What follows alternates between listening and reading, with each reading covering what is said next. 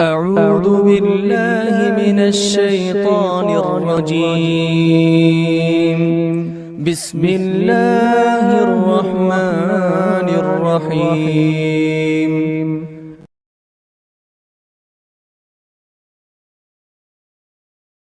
بسم الله الرحمن الرحيم. الحمد لله رب العالمين وبه نستعين وصلى الله وسلم على سيد الأنبياء والمرسلين وعلى آله وأصحابه أجمعين ومن تبعهم بإحسان إلى يوم الدين. أما بعد،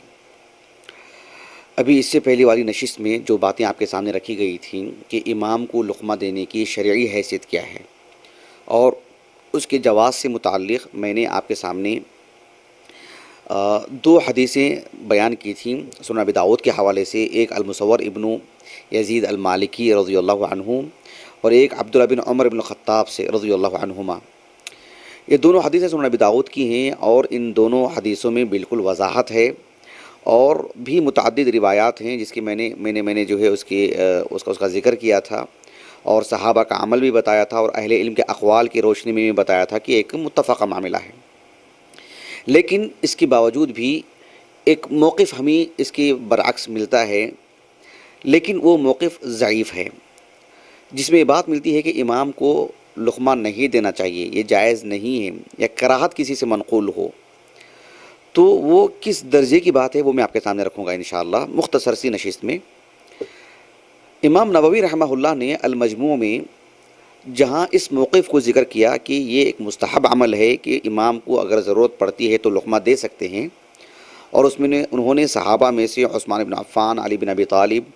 اور تابعین میں سے کبار جو تابعین ہیں ان میں سے عطا بن ابی رباح اور حسن بن ابی الحسن البصری، محمد بن سیرین اور دیگر ائمہ میں سے ابو اسماء الرحبی، اور اسی طرح سے امام مالک ہیں، امام شافعی ہیں،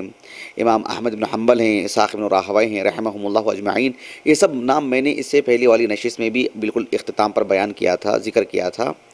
تو یہ ایک موقف ذکر کرنے کے بعد امام نووی رحمہ اللہ نے ایک دوسرا موقف یہ بھی ذکر کیا ہے، بھلے ہی آپ نے اس کا ذوف بتایا ہے لیکن ان کے نام آپ نے ذکر کیے ہیں، جیسے عبداللہ بن مسعود ہیں رضی اللہ عنہ۔ امام طبرانی رحمہ اللہ کے المعجم الکبیر اس میں آپ کا یہ اثر ملتا ہے جس میں انہوں نے ایک کراہت بیان کی ہے، اور مجمع الزوائد میں نور الدین الہیثمی رحمہ اللہ، معروف محدث، معروف عالم دین، آپ نے اس کے رجال کو رجالہ ثقات ایسے آپ نے لکھا ہے، بھلے ہی اس اسلوب اور اس تعبیر سے اس پوری سند پر صحت کا حکم نہیں لگایا جا سکتا، تاہم آپ نے ایسا کہا ہے۔ تو عبداللہ بن مسعود رضی اللہ عنہ ایک تو آپ سے اس کی کراہت منقول ہے اس روایت کی بنیاد پر، اسی طرح سے ایک معروف قاضی شریح بن الحارث، معروف عالم دین اور کبار تابعین میں سے ہیں آپ، تو آپ سے بھی اس کی کراہت منقول ہے، آپ کا ایک فتویٰ ہے اس سلسلے میں۔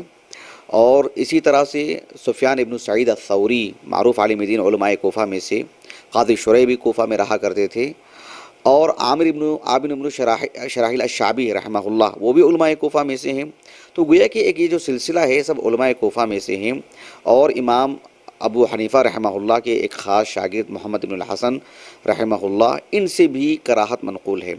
تو گویا کہ ایک خاص علاقائی اعتبار سے کچھ اہل علم کے ہمیں فتاوے ملتے ہیں جس میں امام کو لقمہ دینے کی کراہت ہمیں ملتی ہے، لیکن کیا یہ بات درست ہے کہ واقعتاً کراہت ہے، مطلب جواز والی بات نہیں ہے، کیا اس کی مشروعیت نہیں ہے؟ یہ تو بالکل درست بات نہیں ہے، کیونکہ اس کا مشروع ہونا ہم نے اس سے پہلی والی نشست میں صحیح احادیث اور صحابہ کے عمل سے ہم نے آپ کے سامنے رکھا ہے، اور اہل علم کا متفقہ معاملہ بھی رکھا ہے، اور حافظ ابن عبد البر رحمہ اللہ نے کہا کہ وَلَيْسَ لَهُ مُخَالِفٌ مِّنَ الصَّحَابَةِ، کتنی بڑی بات ہے کہ صحابہ میں سے کوئی اس کی مخالف نہیں ہے۔ اس کے باوجود بھی یہ ایک موقف ہمیں ملتا ہے تو یہ موقف درست نہیں ہے، اس لیے کہ یہ جو موقف جن روایات پر قائم ہے وہ ضعیف روایات ہیں۔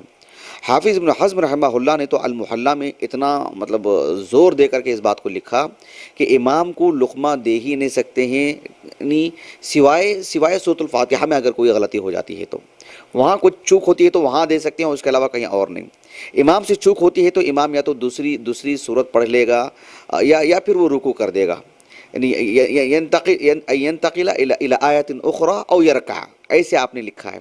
کہ امام سے اگر چوک ہوتی ہے تو یا تو وہ دوسری آیت کی طرف منتقل ہو جائے، دوسرے سورے کی طرف، وہاں سے پڑھ لے، یا پھر وہ رکوع ہی کر لے، لیکن جو ہے کوئی ان کو لقمہ نہیں دے سکتے ہیں سوائے سورۃ الفاتحہ کے۔ ایسے حافظ ابن حزم نے رحمہ اللہ یہ بات آپ نے لکھی ہے، لیکن یہ بات کسی طور پر بھی درست نہیں ہے، اس لیے کہ یہ سب آراء الرجال ہیں۔ ہمارے سامنے نبی کریم صلی اللہ علیہ وسلم کا عمل موجود ہے، آپ کا نمونہ موجود ہے، صحابہ کا موقف موجود ہے، ان سب کی تقدیر، ان سب کا احترام اور غایت درجہ احترام اور استفادے کو ضروری سمجھنے کے باوجود بھی، چونکہ اس مسئلے میں یعنی ہم دلیل یہاں پر ہے اور دلیل صحیح ہے اور اہل علم نے اسی سے استدلال کیا ہے، اتفاق بیان کیا ہے، تو ہم اسی پر قائم ہیں۔ امام ابو داؤد رحمہ اللہ کے حوالے سے جو میں نے کہا کہ آپ نے جو باب قائم کیا ہے کہ کتاب الصلاح کے اواخر میں باب الفتح علی الامام فی الصلاح، کہ امام کو نماز میں لقمہ دینا، اسی باب کے فوراً بعد امام ابو داؤد رحمہ اللہ نے ایک باب یہ بھی قائم کیا ہے کہ باب النہی عن التلقین، یعنی امام کو جو کسی چوک پر جو تلقین کی جاتی ہے، گویا کہ انہیں یعنی دہرایا جاتا ہے اور انہیں آگاہ کیا جاتا ہے، بتایا جاتا ہے، جہاں ان سے چوک ہو رہی ہے، جہاں وہ پڑھ نہیں پا رہے ہیں، جہاں ان کی تلقین کی جاتی ہے، اس کی ممانعات پر بھی ایک باب قائم کیا ہے امام ابو داؤد نے رحمہ اللہ۔ لیکن امام ابو داؤد رحمہ اللہ نے جس روایت کو لائے ہیں، دراصل اس روایت کا ذوف بھی بتائے ہیں۔ امام ابو داؤد رحمہ اللہ نے ایک روایت مبارکہ، آپ کے ایک استاذ ہیں عبد الوہاب ابن نجدہ، وہ ان کے استاذ ہیں محمد ابن یوسف الفریابی، اور پھر وہ ان کے جو استاذ ہیں یعنی معروف ابو اسحاق السبیعی رحمہ اللہ، دنیا کی جلیل القدر شخصیات میں سے ہیں، تو ان کے ایک فرزند ہیں جن کا نام ہے یونس، ان کی طریق سے اس روایت کو لے کر آئے ہیں، یعنی یونس ابن ابی اسحاق السبیعی۔ ابو اسحاق السبیعی وہ تو معروف شخصیت ہیں، تو ابو اسحاق السبیعی رحمہ اللہ اس سند میں جن سے روایت کر رہے ہیں ان کا نام ہے الحارث، ان کا نام ہے الحارث، یعنی الحارث ابن عبداللہ الاعور، معروف ہیں الحارث الاعور،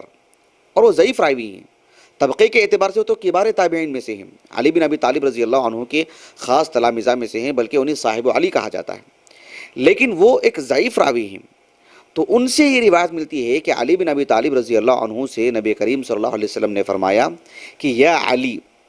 لا تفتح علی الامام، یا علی لا تفتح علی الامام وانت فی الصلاۃ، کہ آپ نماز کے حالت میں ہیں، نماز کے اندرون ہیں،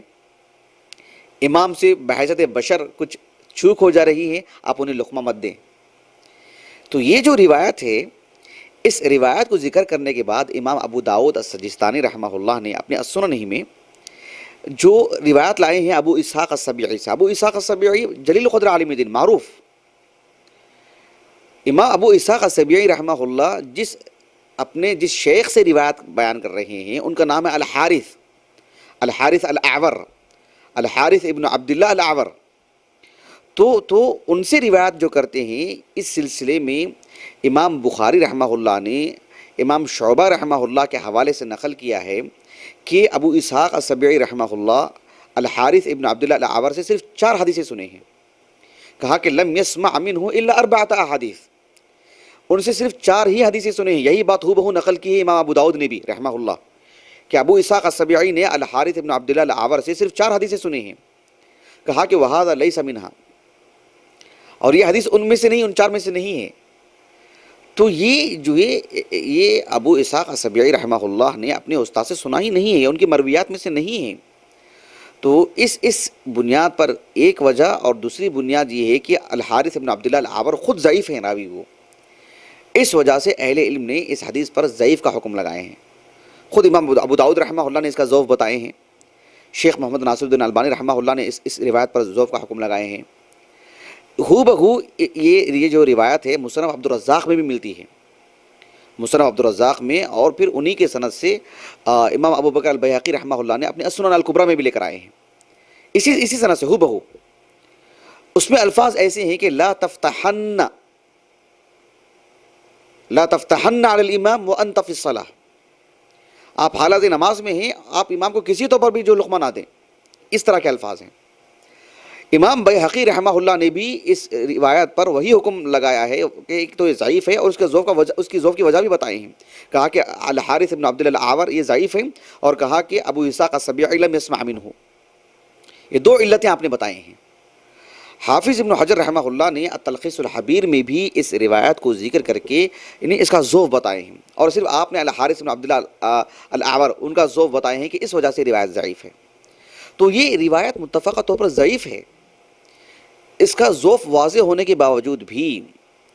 ایک صحیح حدیث کی معارض بھی ہو رہی ہے، جیسے کہ قاضی شوکانی نے کہا رحمہ اللہ کہ ایک حدیث صحیح کی معارض بھی ہے یہ۔ اس اعتبار سے یہ کسی طور پر بھی قابل حجت روایت نہیں ہے کہ اس کی بنیاد پر یہ بات کہی جائے کہ جو ہے امام کو لقمہ نہیں دینا چاہیے۔ حالانکہ امام ابو بکر البیہقی رحمہ اللہ نے اپنے سنن الکبریٰ میں جہاں یہ وہ روایت لائے ہیں جو عبداللہ بن عمر بن الخطاب سے ہے، جس میں امام کو لقمہ دینے کی شرعی حیثیت معلوم ہوتی ہے، رسول اللہ نے حکم دیا تھا لقمہ دینے کا صلی اللہ علیہ وسلم، اس روایت کو لائے ہیں۔ اس کے مقابل یہ حدیث و علی بھی لے کر آئے ہیں اور اس کا ضعف بتائے ہیں، اور ساتھ میں ایک دلچسپ بات یہ بھی آپ نے لکھی ہے کہ علی بن ابی طالب رضی اللہ عنہ سے یہ بات کسی طور پر بھی ثابت نہیں ہے کہ آپ سے منع ثابت ہو کہ اللہ کے رسول کے حوالے سے، کیونکہ علی بن ابی طالب رضی اللہ عنہ کا فتویٰ ثابت ہے کہ آپ نے کہا کہ اگر آپ سے اذا استطعم الامام، اگر امام جو ہے آپ سے لقمہ طلب کرے تو فاطعموہ، تو آپ اس کو لقمہ دو۔ اگر امام کو حاجت ہے اس کی، چاہے وہ نماز کی ترتیب کا معاملہ ہو، چاہے دوران قرات کا معاملہ ہو، امام کو اگر اس کی حاجت ہو تو پھر اس کو لقمہ دینا چاہیے۔ تو امام ابو بکر البیہقی نے کہا کہ ایک طرف تو صحیح روایات موجود ہیں، دوسری طرف علی بن ابی طالب رضی اللہ عنہ سے جو روایت مل رہی ہیں وہ ضعیف ہیں، اس کے برعکس علی بن ابی طالب کا فتویٰ ملتا ہے کہ جو لقمہ دینا چاہیے، تو وہ روایت کیسے وہ قابل احتجاج ہو سکتی ہیں؟ اسی لیے مولانا عبید اللہ مبارک پوری رحمہ اللہ نے بس ایک الزامی جواب کے طور پر آپ نے بات لکھی ہے کہ علماء احناف میں جو اس معاملے میں تھوڑی سی شدت ہے اور کراہت کا جو پہلو ہے، ان میں کہا کہ یہ اس لحاظ سے بھی درست نہیں ہے کہ ایک تو صحیح روایت کی معارض روایت ہیں، ساتھ میں علی بن ابی طالب رضی اللہ عنہ سے ملنے والی جو روایت ہے اس کے مقابل ہی میں علی بن ابی طالب کا فتویٰ ہے کہ لقمہ دینا چاہیے اگر ضرورت پڑتی ہے تو احناف کے قاعدے کی روشنی میں ایک صحابی سے ایک روایت مل رہی ہے اور اس روایت کے مخالف اسی صحابی کا فتویٰ مل رہا ہے، تو پھر وہ روایت منسوخ مانی جائے گی احناف کے قاعدے کی روشنی میں۔ تو کہا کہ احناف کو اس معاملے میں بھی اس روایت کو منسوخ سمجھنا چاہیے۔ یہ ایک الزامی جواب آپ نے دیا مولانا عبید اللہ مبارک پوری نے رحمہ اللہ۔ بہرحال یہ ایک الزامی جواب تھا، یقیناً اس کے ساتھ ساتھ اس کے سلسلے میں جو صحیح روایت ہم نے پہلی نشست میں بیان کی ہیں، صحابہ کا عمل بیان کیا، علماء کے اقوال بیان کیے، اور اہل علم کے موقف ہم نے بیان کیے، اور جو امام نووی کے حوالے سے اور ابن عبد البر کے حوالے سے گویا کہ ایک مالکیہ کا موقف ہے، علماء مالکیہ کا، علماء شافعیہ کا، علماء حنابلہ کا۔ حافظ ابن قدامہ رحمہ اللہ نے المغنی میں بھی اس معاملے کو تفصیل سے لکھا ہے اور اس کے کچھ آداب وغیرہ بھی بیان کیے ہیں، جسے میں آنے والی نشست میں بیان کروں گا انشاءاللہ۔ تو یہ مسئلہ کسی طور پر بھی درست نہیں ہے، کیونکہ یہ ایک ضعیف روایت پر قائم یہ موقف ہے اور صحیح روایات کے مخالف ہے اور معارض ہے اس کے، تو اس کے مقابل یہ چیز کبھی آ نہیں سکتی ہے۔ اور خود علی بن ابی طالب رضی اللہ عنہ کا فتویٰ اس کے مخالف ہے، جو کہ صحیح سند سے ثابت ہے۔ حافظ ابن حجر رحمہ اللہ نے علی بن ابی طالب رضی اللہ عنہ سے جو جواز کا جو مسئلہ آیا ہے، ان آثار کو آپ نے اس کی سند کو آپ نے صحیح کہا ہے التلخیص الحبیر میں۔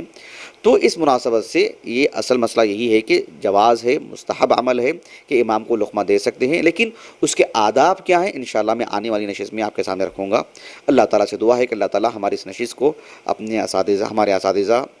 ہمارے والدین اور ہمارے کل معاونین، مشاہدین، ہمارے اہل خانہ اور ہمارے لیے ذخیرہ آخرت بنائے، ہمارے حسنات میں شمار فرمائیں۔ سبحانک اللہم و بحمدک، اشہد ان لا الہ الا انت، استغفرک و اتوب الیک۔